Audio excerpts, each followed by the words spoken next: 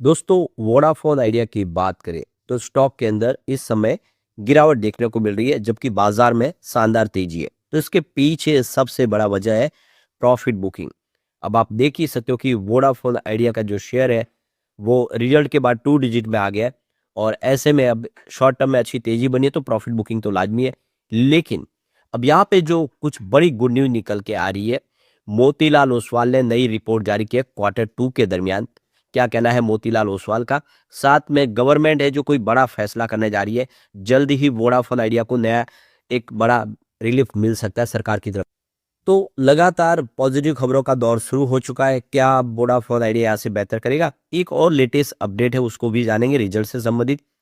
और क्या Vodafone idea जिस तरह से अब अपनी जो कस्टमर बेस में जो गिरावट थी उसको थामने में कामयाब रहा है, क्या आने वाले समय फिर तेजी से कस्टमर बढ़ेंगे? समझेंगे इस वीडियो के माध्यम से।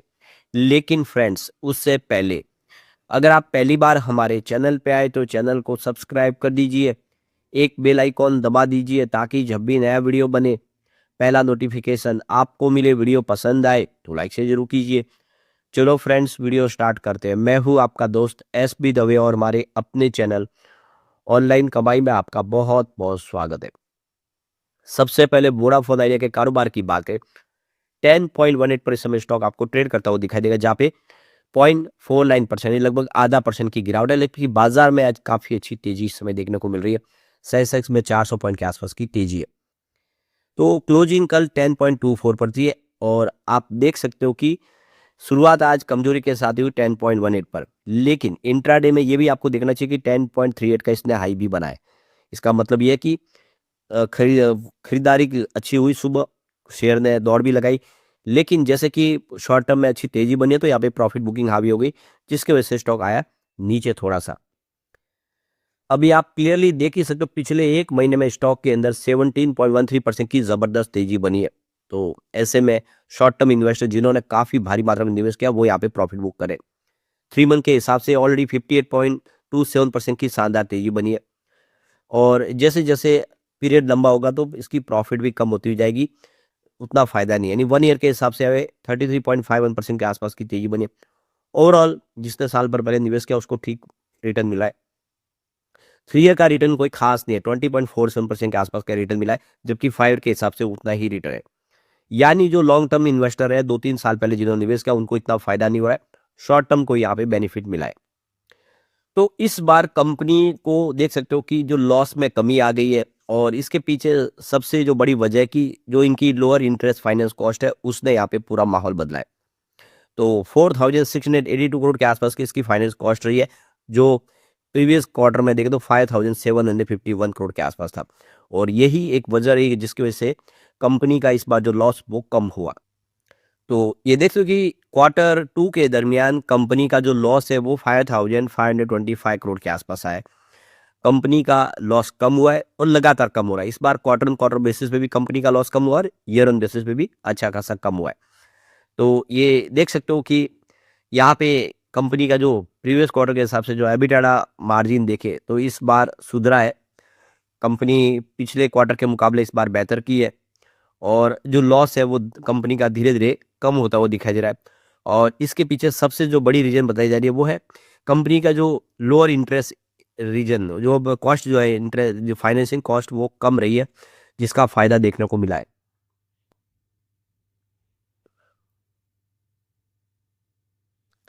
तो कंपनी की फाइनेंस कॉस्ट 4,682 करोड़ के आसपास रही है, जो पिछले क्वार्टर में 5,751 करोड़ के आसपास थी। तो ये देख सकते कि कंपनी का जो ओवरऑल सब्सक्राइबर जो गिरने की जो सिलसिला था उसमें कमी आई है। वो उसका जो अभी समय गिरावट का सिलसिला 4.3% के आसपास है। तो ये देख सकते हो कि पिछले 2 क्वार्टर से देखें तो उसमें सुधार आपको देखने को मिल रहा है। धीरे धीरे कस्टमर बेस जो कम हो रहा था वो रुका है। अब आने वाले समय में संभावना बन रही है कि फिर से कस्टमर बेस बढ़ना शुरू हो सकता है कंपनी का। टोटल ब्रॉडबैंड साइट देखे वो भी बड़ी है। आप देखते हो कि करीब 4,39,599 साइट इनकी Q2 के दरमियान देख सकते हो कि यहाँ पे जो थी वो यहाँ पे बढ़ते हुए 5,27,012 तक पहुंच गई है 2026 में। तो लगातार ब्रॉडबैंड की साइट भी बढ़ रही है और इससे कस्टमर बेस बढ़ रहा है। और आप समझ सकते हो कि कंपनी का जो कैपेक्स साइकिल है वो भी मजबूत हो रहा है। तो कुल मिला के स्थिति अब अच्छी होती हुई दिखाई। वोडाफोन आइडिया के लिए भी जो सबसे बड़ी एक प्रॉब्लम है वो ये है फंड की। इस समय कंपनी को फंड की आवश्यकता है और काफ़ी सारा कर्ज सरकार को चुकाना है और किस्तें आने वाली है उनको चुकाना है। तो यही एक सबसे बड़ी प्रॉब्लम इस समय है। गवर्नमेंट अगर कुछ बड़ी राहत देती है एजीआर को लेकर तो ये मुसीबत भी वोडाफोन आइडिया की कम हो सकती है।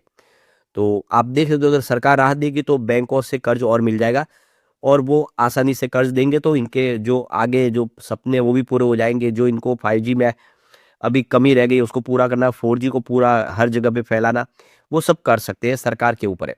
तो कुल मिला के अभी प्रॉब्लम सिर्फ एक रह गई। तो इसी को लेकर अपडेट निकल के आ रही है कि सरकार ने शुरुआत कर दी है वोडाफोन आइडिया को राहत देने के लिए। तो सुप्रीम कोर्ट के फैसले के बाद कोई रास्ता तलाश रही है सरकार, इसकी शुरुआत हो चुकी। तो गवर्नमेंट कोई रिलीफ पैकेज लाना चाहती है वोडाफोन आइडिया के लिए। सुप्रीम कोर्ट ने कहा है कि आप एजीआर का जो बकाया है उसको लेकर अपने हिसाब से निर्णय ले सकते हैं। इस समय 83,000 करोड़ का एजीआर बकाया है और ये बहुत बड़ी रकम है जो वोडाफोन आइडिया इस समय नहीं चुका सकता। सरकार इसमें 49% की हिस्सेदार है। काफ़ी बड़ा हिस्सा सरकार का है, लगभग आधे हिस्सेदार सरकार है कंपनी की। तो जो भी इसके फेवर में फैसला होगा उसका फ़ायदा सरकार को होगा ही। अगर कंपनी कमा के देगी पैसे तो सरकार को मिलेंगे। सरकार भी ये समझती है और सरकार चाहती भी है कि ड्यूपोली ना हो, सिर्फ 2 कंपनियों का राज ना हो, यहाँ पे कम से कम 3 प्राइवेट प्लेयर होने चाहिए। और काफ़ी लाखों लोगों के रोज़गार का भी सवाल है। हर गाँव कस्बे में पहुँचे वोडाफोन आइडिया के डिस्ट्रीब्यूटर, डीलर, उनसे जुड़े वो लोग। तो इन सबको देख के सरकार यहाँ पे रिलीफ की तैयारी कर रही है। तो ये देख सकते हो कि जो खबरें निकल के आ रही है सूत्रों से उसमें कहा जा रहा है कि डिपार्टमेंट ऑफ टेलीकम्युनिकेशन यानी डॉट जो है लीगल एडवाइस ले रहे हैं कोई पॉसिबल स्टेप उठाने के लिए कि किस तरह से वोडाफोन आइडिया को राहत दी जाए और जो भी लीगल तरीके से हो सके जिसको आगे चैलेंज न किया जाए वैसा कोई यहाँ पे फॉर्मूला लाया जा रहा है। जो एजीआर की बकाया रकम है उसमें कोई बेनिफिट दिया जाए। कुछ जो कैलकुलेशन की बात है उसको कैलकुलेशन फिर से किया जा सकता है क्योंकि कंपनियां सवाल बार बार उठाती है कि ये जो कैलकुलेशन उसमें बहुत सारी रकम डबल जोड़ी गई है तो सरकार हो सकता है कि उसको फिर से उसमें सुधार करे। तो जो भी होगा रास्ते तलाशे जा रहे हैं, शुरुआत हो चुकी है यानी एक शुभ संकेत।